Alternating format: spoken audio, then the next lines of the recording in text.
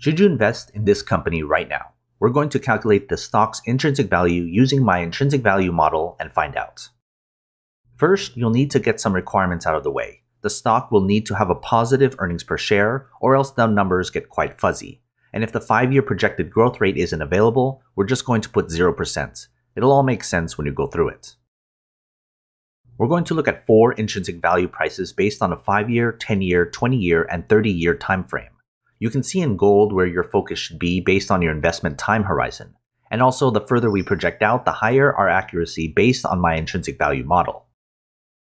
For all my intrinsic value models, we're going to need the stock's earnings per share, its growth, which matches the long-term growth of the S&P 500 as our baseline returns, and then we have Wall Street's projected earnings growth for the first 5 years, which is used as our base growth for all our models.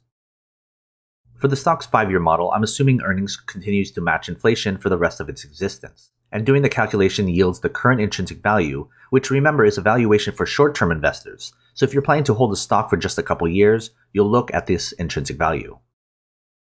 For the stock's 10-year model, I'm assuming earnings will match inflation for years 6 to 10, and then my assumption is that earnings will stop growing entirely for the rest of its existence. That yields the current intrinsic value, which should be the focus for investors holding for around 10 years. For the stock's 20-year model, I'm assuming earnings will match inflation for years 6 to 10 and then cease to grow at all years 11 to 20, and then after that, I'm making a conservative estimate that earnings will actually decline 3% per year for the rest of its existence. That yields the current intrinsic value, which should be the focus for midlife professionals who have about 20 years left in their investing lifetime. Before we continue, join my Patreon. You'll get access to every company I've analyzed, good for short-term and long-term investors. It's updated all the time. Go to patreon.com/GrowthShares or click on the link in the description. And for the stock's 30-year model, same assumptions for the first 30 years, but then after that, I assume earnings will accelerate its decline to 5% per year after that until the end of time, or when the company ceases to exist, whichever comes first. This yields the current intrinsic value for very long-term investors who have a majority of their life to invest. Now, to account for any errors, I included an optional 10% margin of safety, which I personally use. This will lower the intrinsic value by 10% and make the stock 10% more overvalued, but it does mean there's room to maneuver. Here's the adjusted intrinsic values after I include the margin of safety. Note that when I value a company, I use the 10% margin of safety using the 30-year model.